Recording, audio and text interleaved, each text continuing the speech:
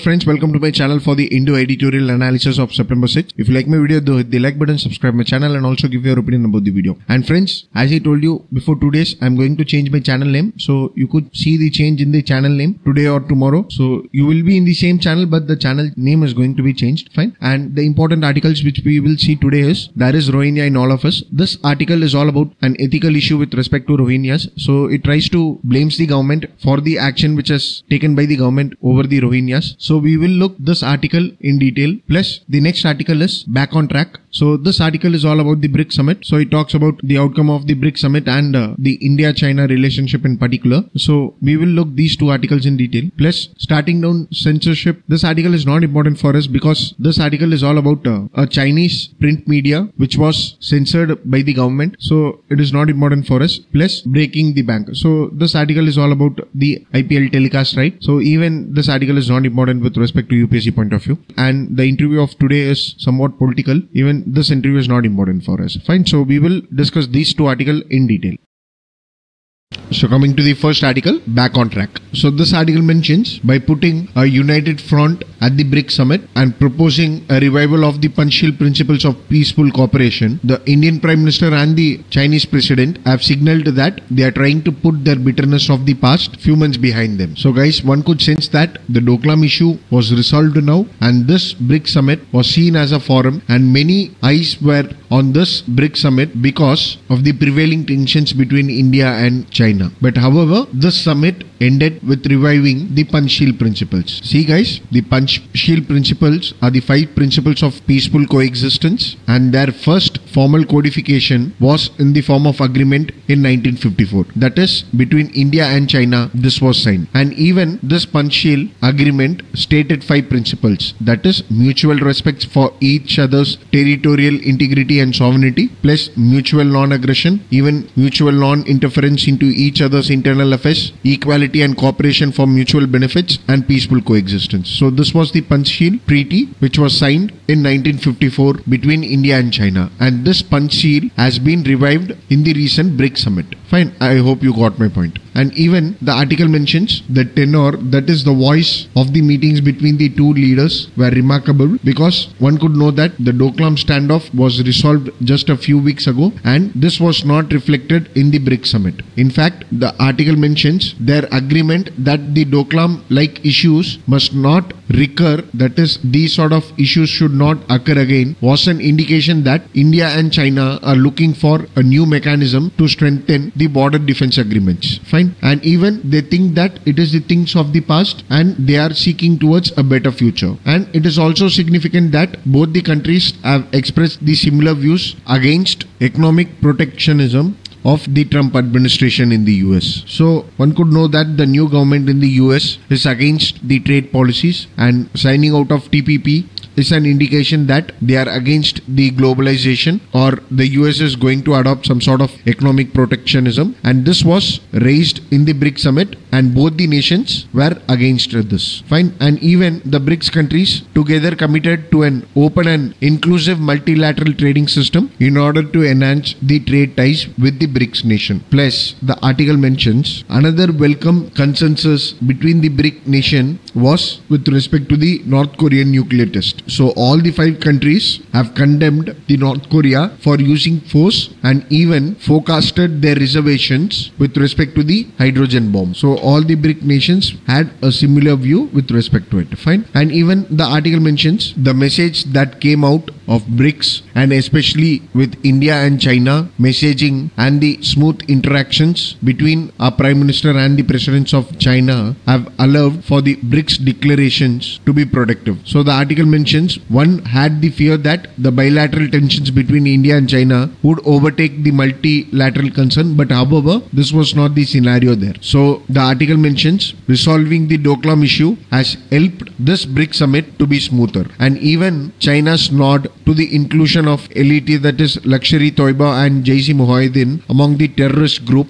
and even not focusing on the One Belt One Road initiative, forecast that it is paying attention to the India's concern. See, one could know that Chinese is very aggressive in its policy and even it tries to have an extractive relationship with other nations. But however, this was not the scenario in the BRICS summit, where the One Belt One Road initiative was not suggested by the Chinese, and even they have mentioned few groups as terrorist as claimed by India. So it is a scenario which is prevailing where Chinese are taking considerations of the Indian concerns. Fine. And the article mentions with the BRICS meet concluded, it is very much important that both the Indian and Chinese officials re-engage in a sustained manner to address all the areas of discord. That is all the areas of conflict which led to the charged situation at Doklam. See, one could know that the Doklam issue is resolved, but however, the Chinese government is not satisfied with this because they have still not got what they wanted. So one needs to re-engage and one needs to address the conflict to make this Doklam issue resolved in an appropriate manner. Fine. So the article mentions they must review the border defense standard operating procedures. See guys, these standard operating procedures are step-by-step instructions which is given for the border defense. Fine. So they have to review the instructions which they give at the border. And second, the article mentions both the countries must focus on the special representatives. See guys, I have taken the Doklam issue where I would have told you that the special representatives were appointed with respect to the Indo-China border in order to have a good diplomatic solutions for the Indo-China border. So however, one could know that during the Doklam standoff, the special representatives meeting between the nations was not effective. So one needs to revive this. And even the article mentions the claims and the counterclaims over the Sikkim boundary and the India-China-Bhutan tri-junction should be the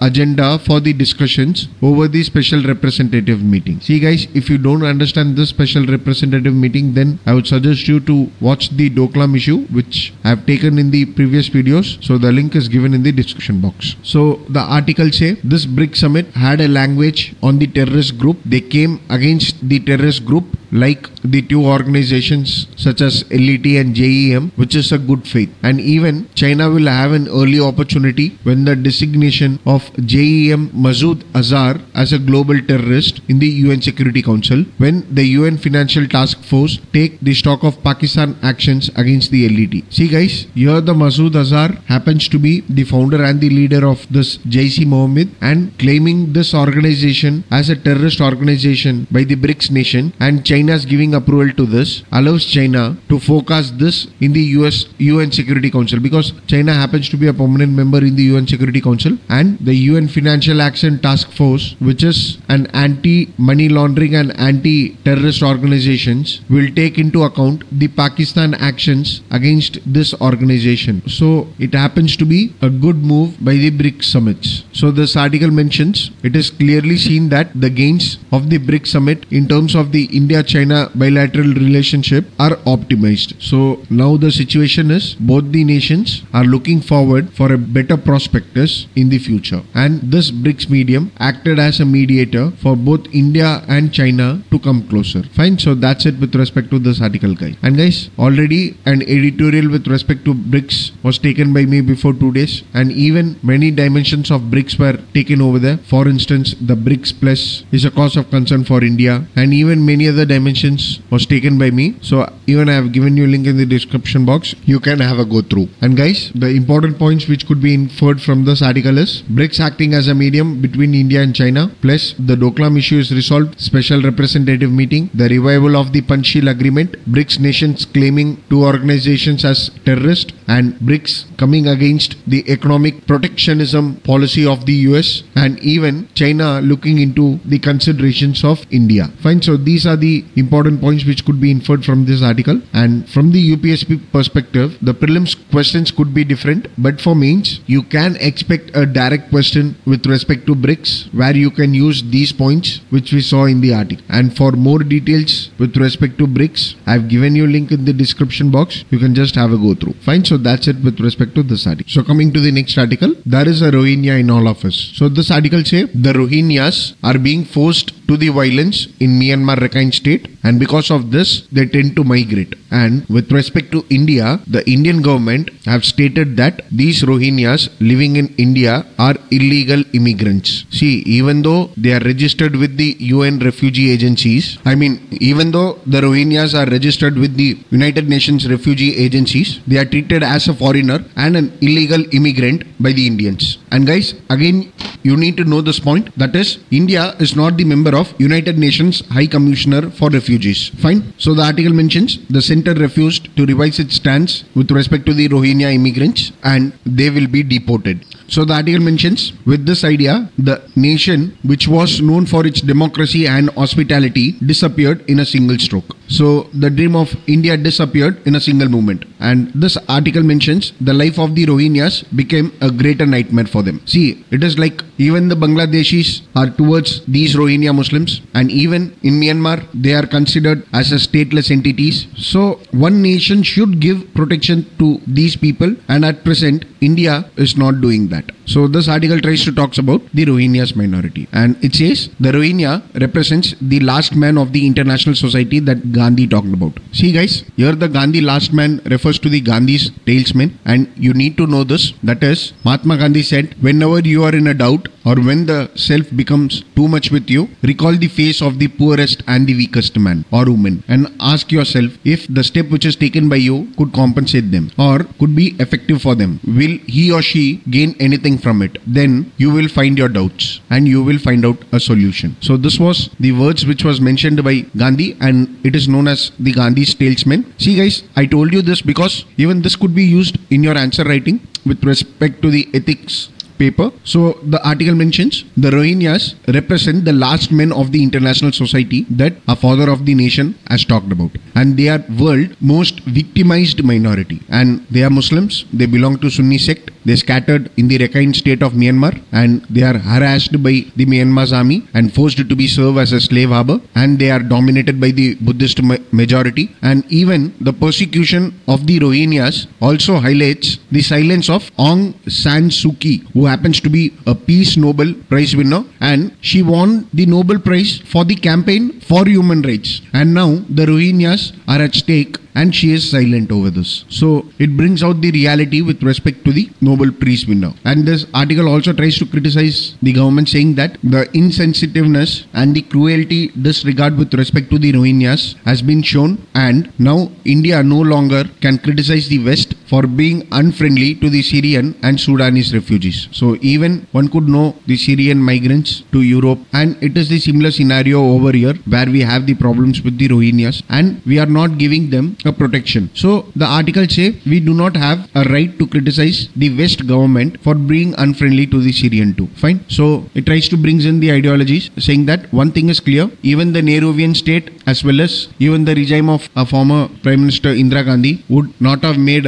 such a decision. So they would have upheld the principle of hospitality and the openness of the border. So even Jawaharlal Nehru was open to Tibet and courageously invited the Dalai Lama to make a home here. See, it was during the Chinese intrusion in Tibet where India invited Dalai Lama, and even with respect to the Indira Gandhi government, they paid due representation to the refugees from the East Pakistan, that is from Bangladesh. So in spite of the threats, the government had taken such decisions. So this article mentions the Rohingya situation has been bleak for years. That is, everyone knows the situation of the Rohingyas. They are exposed. And the turning point of the situation was the attitude of the Myanmar's army, which cracked down the Rohingyas, claiming that they are latecomers who are not the part of the original ancestors of the Burmese society. See guys, yesterday I took a background with respect to the Rohingyas crisis. That is on 5th September video, where I could have told you that these Rohingyas belonged to a region called Chittagong, which is now in Bangladesh. And before the independence, that is before 1947, they settled in Myanmar. And after the independence, they claimed that this Rakhine state should be a part of Pakistan. So from that time, there was a strong opinion which was prevailing that the Rohingyas are the latecomers and they are not part of the original ancestors of the Burmese society. And because of this, they have denied an autonomous cultural status. They lost all the claims with respect to the citizenship. They have denied access to health, education, and even citizenship. So this is the scenario which is prevailing there. And this article mentions because of the army and Buddhist majority, they began a slow exodus. That is, they started departing from the Myanmar and came towards India, Bangladesh, and spreading to the states of Rajasthan, Jammu and Kashmir as far as Tamil Nadu and Kerala. So it is not something which is motivated by other, but it is out of their self-interest they are coming out of Myanmar. And even they have paid a huge amount for their travel to come to our states. Plus the article also say even the Bangladesh has shut its borders for the Rohingyas, condemning them as drug peddlers. So they became a temporary boat people, and then they attempted to cross Malaysia, Thailand and Indonesia.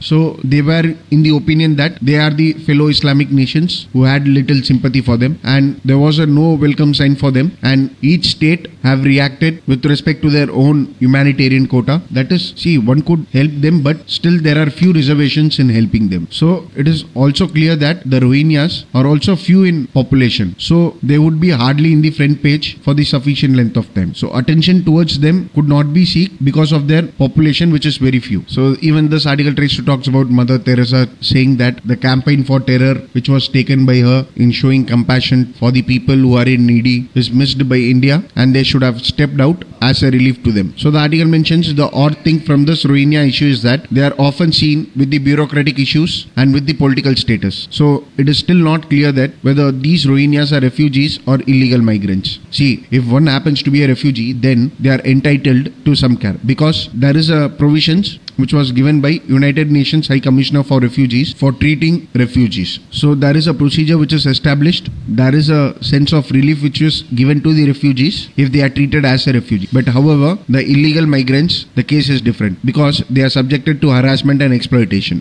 And see, you need to know one more thing, that refugees become a target for an informal economy of bonded labor. So even our Union Minister have stated that these Rohingyas were illegal migrants. So he claimed that Rohingyas have no basis to live here. Anybody who is an illegal migrant will be deported. So see, it is not binding on the India to help the Rohingyas because India is not a signatory of this United Nations High Commissioner for Refugees. So this article tries to talk about the National Human Rights Commission, who gave a quick response to this Rohingya issues, and they have issued a notice to the government over its plan to deport the Rohingya staying illegally in India. So they have asked the government to issue the report because even there could be a breach of human rights with respect to the refugees. So they have asked for the plan, and even the Supreme Court has declared that the fundamental rights are applicable to all regards whether they are citizens of India or not. So see, even in our constitution few fundamental rights are given even for the foreigners. So this article mentions even the appeals of the National Human Rights Commission and even the Supreme Court declaration with respect to the fundamental rights does not have a much impact because the bureaucracy is obsessed with the security issues and what they seek is law and order. So the National Human Rights Commission made a statement that they are not foreign nationals but they are still human beings. So this article is a sense of criticism against the government, and so the article mentions everyday life of the Rohingya is miserable. The challenge of survival and prosecution if they return to the Myanmar is also great. So it is a sense of ethics which should be bought in. A challenge to its understanding of citizenship and friendship is at stake. So if we abandon Rohingyas, we abandon the idea of hospitality. So see, it is not new to us because our nation has offered home to many other religions like Parsis, Tibetans, Afghans, Jewish, who were in a little minority. So even India has helped them. So it is the idea of India which is at stake according to this article. Fine. So in the correct format, you should know that India is not considering the Rohingyas as a refugees, and India is not a signatory of United Nations Refugee Agency. Plus, India claims that these Rohingyas could possess a security threat because the terrorist group may radicalize these sort of migrants, and even they could form and rise to a terrorist organizations